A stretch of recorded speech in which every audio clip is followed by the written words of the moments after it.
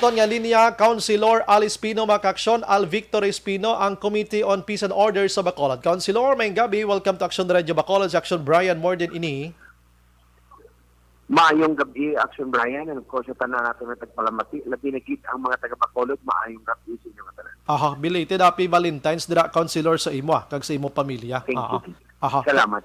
Yes, Councilor, kay baloko nga ikaw private kagid ano, sa nagakalatabo diri sa Bacolod Subong, kadamo na gid sa mga pinatyanay, wala ka pa nakabalik bilang councilor, may mga pinatyanay na diri nga asa Subong daw gasinggitan gyapon ang pamilya nga ti hustisya, no?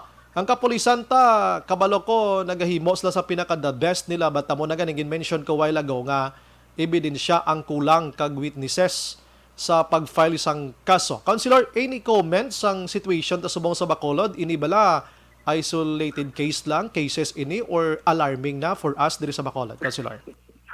Well, Action Brian, and to be fair to everybody, when you say isolated case, the word isolated means isolated. Putin ganon, tumalagsahon, no? Or kung sa Binisaya, tumalagsahon or kiss-al nagkakatabo. Daw ka hindi usual, no? But sa Subong niya, it's a recurring event, no? But however, to be fair to the Bacolod City Police Office, no? And under Police Colonel Joseph Martin, our BCPO head. Let me say this, no, for the record, that ang inyong mga kanumalduman ng mga lang kinapamatay ang mga tao, no, which I put them, no, ang inyong pagpatay ng tao taking somebody else's life is para sa akin, I condemn these atrocities, no, these acts against humanity. And regardless kung sino nang dinapatay, kung ano man ang iyang record, para sa akin, of human life should prevail. But in fairness to the Bacolod City Police Office, under the leadership of Police Colonel Mantir, ang ako na ginalang tao, this is not unique to Bacolod, no? This is happening not just in Bacolod, not just in the province, but all over the country.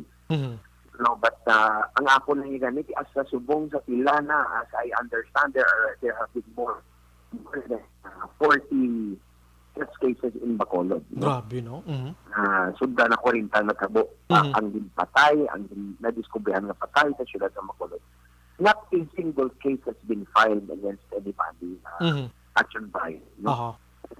To continually call it an isolated case, ang isolated again, let me refer it back to what isolated means. Kiss alony or but though the CDC I still believe in the capacity of the national police dapat ang resolution sa sinin ng mga krimen aragit sa ilang mga kamang. Okay. Rest assured, Action Brian, ang aton mga opisina, ang opisina sang Committee on Peace and Order sa Sanggunian Panglungsod, bukas ang petaan naton para sa atong kapulisan kung ano man nga klase nga suportang kinahanglan na para ma-resolve para gid ng mga kaso. Kay na-mention mo, Councilor, nga hindi ini isolated case lamang because of no ka-unusual ini nga current events gani mention mo, meaning asod. So mabutang nato ni Councilor sa imo bing side dira, ini alarming na for Bacolod ang ini nga situation, Councilor. Well, again, Action Brian, I don't ang ako lang yung statement that this is not just unique to Bacolod. No? Ang isang makakulugmat, no, nagsugod na ang pag-implementar sang COMELEC, sang ginatawag natin nga nationwide gun ban. Correct. This is under the Omnibus Election Code. There is a provision in the Omnibus Election Code na hindi pinapagbawal na ang pagdala sang armas luthang hindi lang sa Bacolod but kundi sa bugos ng pungsod Pilipinas. So ako nakakulugmat ini because maskin may ginapatuman kita nga gun ban sa isa gani kadlaw libot kami sa Barangay Banago, and then pagkagawa namon may checkpoint kami nga nasugata, patuman sa ginatawag na gun ban. So in spite of the efforts of our police in spite of the provisions of law that are criminalizing the carrying of firearms, nagakatabo yapon ang ining mga insidente. Mhm. So, hasta ako, no, bilang ako am a responsible and I have a permit to carry my firearm outside of residence. But all of this has been revoked. Ikuha na niya ang pribileho sa akon sang layi. Isa subong maski wala ko patay, hindi man ang syudad sa Bacolod. Mhm. And ako as a private elected official ng syudad nga legal nagapanag-iya nga may permiso nga magdala ng akon nga armas lutang kagwa sa akon panimalayo. This has been revoked. No? So, our police should ensure that our constituency in Bacolod City is adequately protected sa ating nakapulisan. Maybe guro councilor, with or without the Comelec gun ban, ang strict iya nga pag-comply sang checkpoint sang PNP, guro random councilor, always guro councilor, no? Anong pwede na? Well, actually random lang ilang patuman sang mga checkpoints, no? And however, if ang ining mga sitwasyon nakatabo lang sa gyapon, ang butson ganon, what they are doing is not effective, then there should be a clear and honest view of what himuon. No? I am not an expert on that Yes. Action Brian, but then again, kasubok ng report mo sa atong pumuluyo dito sa siyudad ng Bacolod, na in spite of the fact na ginapatuman ng ining mga checkpoint, may ginapatay gyapon. No? Yes. Sa publiko, in the public plain view, ginagin ang bala mo kung 29 kigo. 39, councilor. 39. So, Grabe. 39 ang igo sa sininga persona. You know, that is beyond atrocious. That is barbaric. Beyond, that is inasaksak na ginaya kung sa atong pangalingwahe Action Brian. So, makakulog mat na ini nga mga balita. Aside from checkpoint abi nga hugot councilor or do nga PNP na ton kabalo na sila sa ginahimo nila.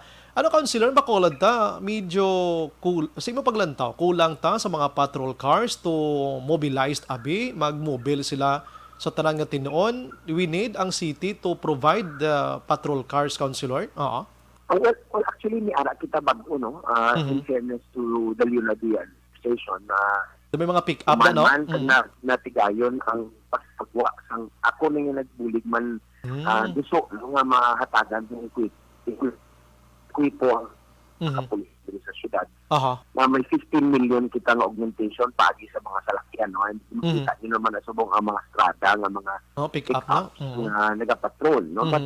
But then again, so far, no, I hope that there is resolution ang ginapangita ang ginasinditan sa atong pamuluyo nga may ara man ng tani na matakpan or makasuhan sa sininga mga karumal-dumal nga hinikabo sa atong not just the city but sa atong man kaingon ng mga LGUs di sa Negros. With this councilor nga mga hitabo abi old labi na gid nga nakamuno kasubong nga daw hindi na gid maayo. May plan ka councilor before pa naman ang May 25 nga March 25 nga local campaign abi, may plan ka to invite sa Bacolod City Police Office abi sa inyo sini nga regular session dira councilor to take in some opinion from PNP or anong gusto nila councilor. Well, actually, ako, personal capacity, no, ang sa akong nga komitiba, wala pa ko ka personal limit, wala pa kami sa istoryanay ni, although kakilala na kami ni Miguel, kami ni Colonel Martin, why pa ko officially, on my official capacity as councilor and prison order chairman sa Sanggunian Panglungsod, wala pa ko officially meet kay Colonel Martin, no? But then again, ang ako nga gusto nga obrahon na kung ano ang masuporta sa Sanggunian Panglungsod, paagi sa akong committee, my office is open to the Bacolod City Police Office. No? Kasi napanawagan ta sila, and amo na yung napanawagan ta natin nga kapulisan na kung anong kinalano nila nga suportahalin sa akong nga komitiba sa Sanggunian Panglungsod, my doors are always open. Sige. With that, Councilor, salamat sa mga serbisyo. Mayong gabi kag mabuhay kita tanan. God bless, Councilor. Salamat, Action Brian. Stay safe. And ang isa pa ginatong ginatubang, ang pandemya, ara sa gihapon, Action Brian. So, maghalong kita tanan. No? Salamat kag mayong gabi. Mayong gabi, Councilor. Action Firing Line.